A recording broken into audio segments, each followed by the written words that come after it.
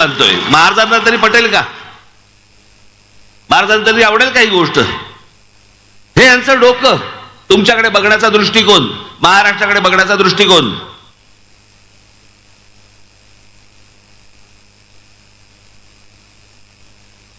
या उलट आपण ज्या गोष्टी सांगतो आहोत, आता जसं मुंबईमध्ये डॉक्टर बाबासाहेब आंबेडकरांचं स्मारक उभं राहिलं, मी तेव्हा पण सांगत होतो, 2014 साली पण तेच सांगत होतो, माझं आजही सांगणं तेच आहे. आता ते स्मारक झालं, पण जर या महाराष्ट्राची सत्ता माझ्या हातामध्ये जर आली, डॉक्टर बाबासाहेब आंबेडकरांच्या नावाने मी जगातलं सगळ्यात मोठं वाचनालय हे महाराष्ट्रामध्ये काढेन. जगभरामधनं लोक ज्ञानासाठी म्हणून तिकडे आले पाहिजेत, वाचनासाठी तिकडे आले पाहिजेत, ज्ञान मिळवायला आले पाहिजेत. ही खऱ्या अर्थाने आमच्या डॉक्टर बाबासाहेब आंबेडकरांना श्रद्धांजली असेल.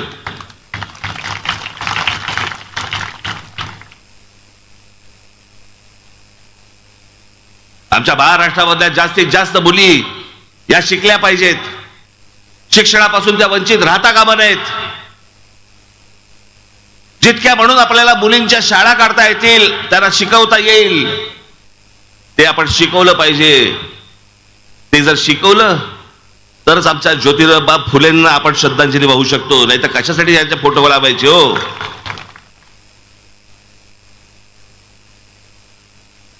आज माझ्या ग्रामीण महाराष्ट्रामधला तरुण तरुणी शहराकडे येत आहेत शेती सोडून. माझ्या शहरामधले, नाशिक मधले, पुण्यामधले, मुंबई मधली मुलं मुली देश सोडून चाललेत बाहेर.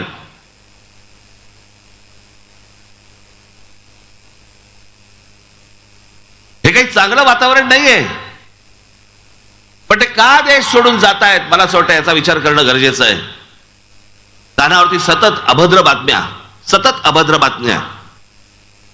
वर्तमानपत्र उघडले की आम्ही बघणार काय, आज या जिल्ह्यामध्ये आमच्या एका शेतकऱ्याने आत्महत्या केली. आज हजारो शेतकऱ्यांनी आत्महत्या केल्या महाराष्ट्रामध्ये.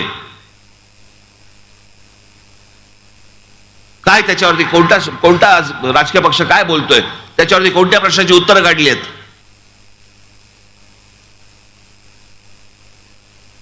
काही किंमत, माणसाची नावाची काही किंमतच नाही. कोण शेतकरी आत्महत्या करतायत, कितवा गेला, इतका गेला, बरं ठीक आहे आज इतका गेला. काही आमच्या शेतकऱ्यांबद्दल देणं घेणं नाही, आमच्या कामगारांबद्दल देणं घेणं नाही, आमच्या तरुणांबद्दल काही देणं घेणं नाही, तरुणींबद्दल देणं घेणं नाही, आमच्या महिलांबद्दल देणं घेणं नाही. फक्त स्वतःच्या स्वार्थासाठी, स्वतःच्या खुर्चीसाठी, स्वतःच्या पैशासाठी त्यांचं फक्त राजकारण सुरू आहे. आज या पक्षात, उद्या त्या पक्षात, त्या पक्षात पैसे दिले, या पक्षात गेला.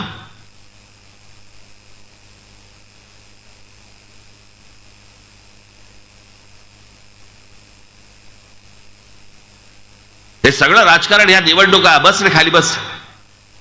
काय स्टॅच्यू ऑफ लिबर्टी आहेस काय? बस खाली ठेवते, आता नंतर करते उद्योग.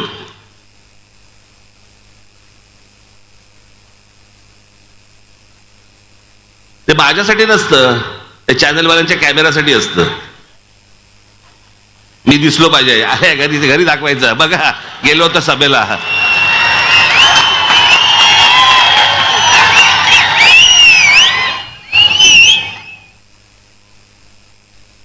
साधी गोष्ट, तर एवढा लांबून काय वाचू शकतो का मी?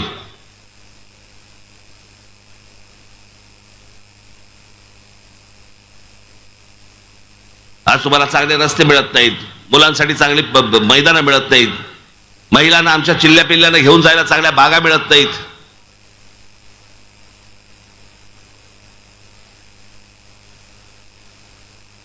रस्त्याने गाडी चालवायला ट्रॅफिक जाम, फुटपाथने काही नाही, सगळे फेरीवाले बसले आहेत. बाकी या सगळ्या तुमचे ज्या व्यथा आहेत ना, या ज्या सगळ्या तुमचे जे त्रास आहेत ना, या त्रासाकडे तुमचं लक्ष जाऊ नये याच्यासाठी म्हणून या राजकारण्यांनी एक उपाय शोधलाय. मी काय बोलतोय हे गांभीर्याने नीट विचार करा, घरी गेल्यानंतर पण विचार करा या गोष्टींचा. हे जी शहरं सगळी बकाल झालेली आहेत ना, ज्याच्यात तुम्हाला चालताना त्रास होतो, राहताना त्रास होतो, पाण्याचे प्रश्न, विजेचे प्रश्न, सगळ्याच गोष्टींचे जे प्रश्न आहेत, जे प्रश्नांची उत्तरं सापडत नाहीत आणि ते प्रश्न सोडवले जात नाहीत, पण त्या गोष्टींकडे तुमचं लक्षच जाऊ नये. या सगळ्या राजकारणाने व्यवस्थित सोय करून ठेवली आहे ती. आणि आमच्याकडचे महाराष्ट्रामधले अनेक लोक त्या सगळ्या गोष्टींना ती जी भुरळ घातलेली आहे त्याला बळी पडतायत. आणि ती गोष्ट म्हणजे जाती जातीमध्ये द्वेष निर्माण करणं. महाराष्ट्रामध्ये आजपर्यंत काही जाती पाहिजे